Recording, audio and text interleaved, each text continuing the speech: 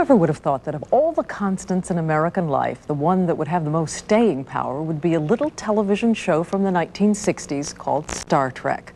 The show was even a bigger hit in reruns than it was the first time out.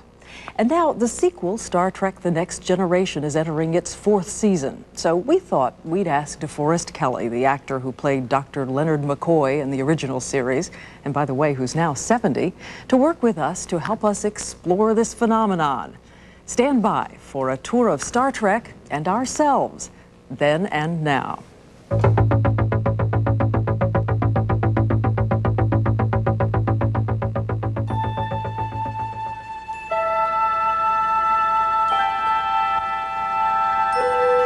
Chief Medical Officer's log, stardate 9009.27.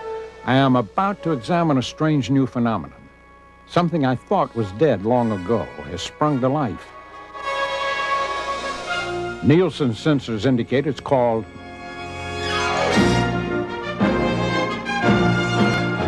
Star Trek The Next Generation is set in the 24th century, 85 years after the original series, with a new Enterprise, a new crew, and new adventures. This is Captain Jean-Luc Picard of the Federation vessel Enterprise. The story of Star Trek's return to weekly television sounds like, well, like science fiction. Mr. Spock, outfit a landing party. When the program the networks didn't want ended up in reruns, it suddenly became a big hit.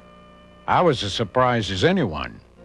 Eventually, Paramount turned to Star Trek's creator, once again. I wondered about doing a new one, particularly when the fans first wrote in and say, if it doesn't have Kirk and Spock, it doesn't have me. But when Gene created Star Trek The Next Generation, he made sure it had the same optimistic outlook as the first series.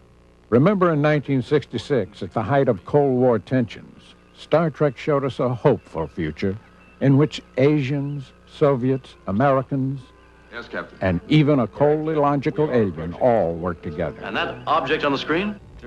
In the crew of Star Trek The Next Generation, a Klingon, a villain on the original show, serves on the bridge. A teenager steers the ship.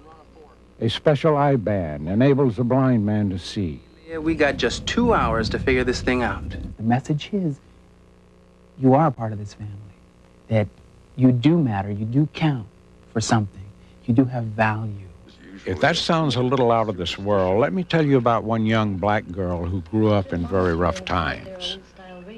One of her role models and inspiration was Lieutenant Uhura, proof to her that a black woman could do anything.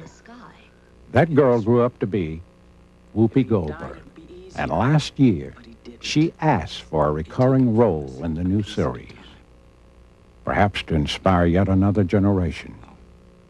Certainly the new show enjoys more creative freedom than we had. In my day, some things were as forbidden as crossing the neutral zone. This is how the original show suggested a romantic interlude. On The Next Generation, it doesn't take that much imagination. In fact, there's a holodeck where crew members can experience any pleasures that they can imagine. I mean, how real are you? As real as you need me to be. Now there's a whole new meaning to close quarters aboard the Enterprise. When I worked on the original Star Trek, each episode cost less than $200,000. Each episode of The Next Generation cost 8 times that much. Well, with bigger budgets come more sophisticated special effects. Energize.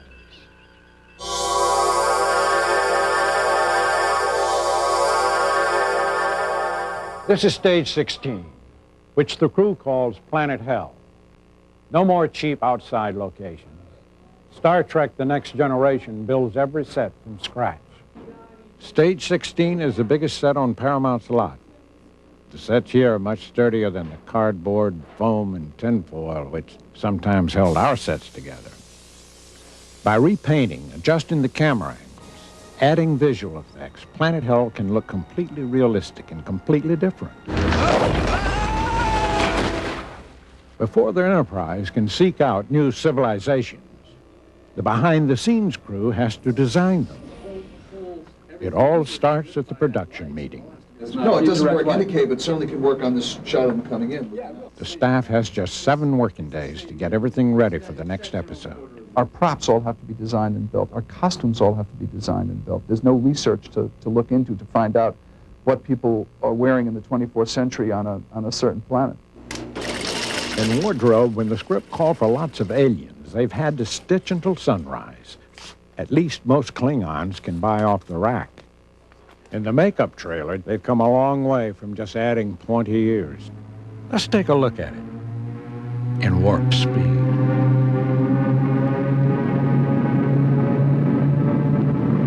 The first time I was on the show, it was, the guy seemed ugly, you know, and real hideous. And he's kind of grown on me, you know. He's sort of like the Tom Selleck of Klingdom, you know what I mean? In the lab, they're usually up to their ears in noses, eyes, and plaster molds.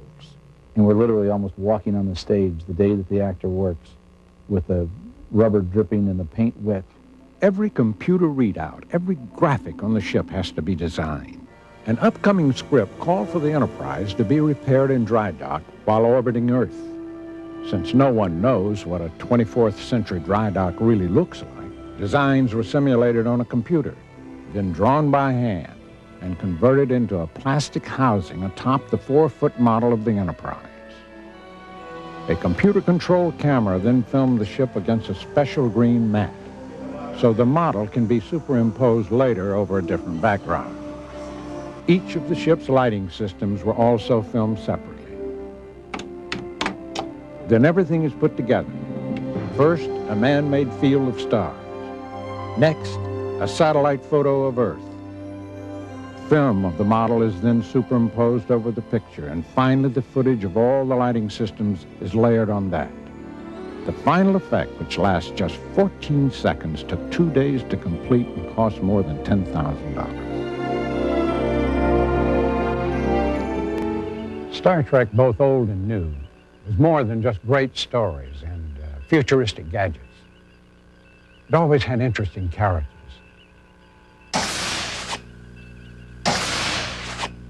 Now, my character, Dr. Leonard McCoy, is supposed to be abrasive.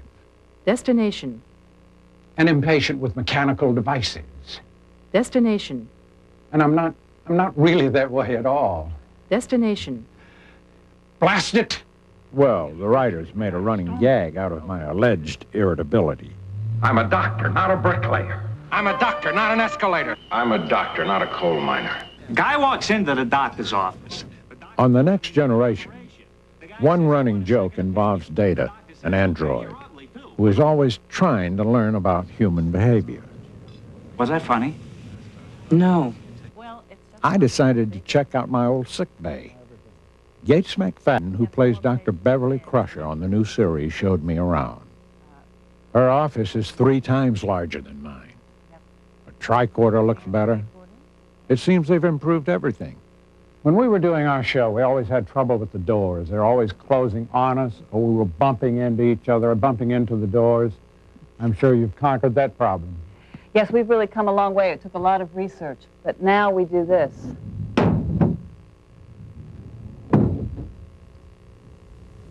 Well, I'll be damned.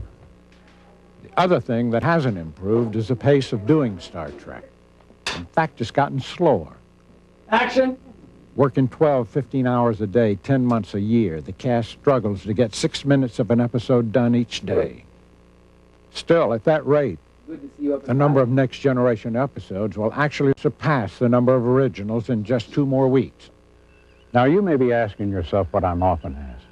Which show is better, the old or the new?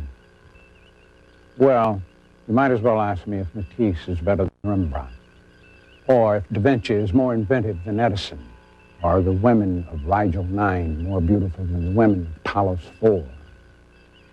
To me, each series stands on its own. Each captures the visions and dreams of its day. Almost 25 years after its maiden voyage, there's just no telling how far an enterprising idea will go.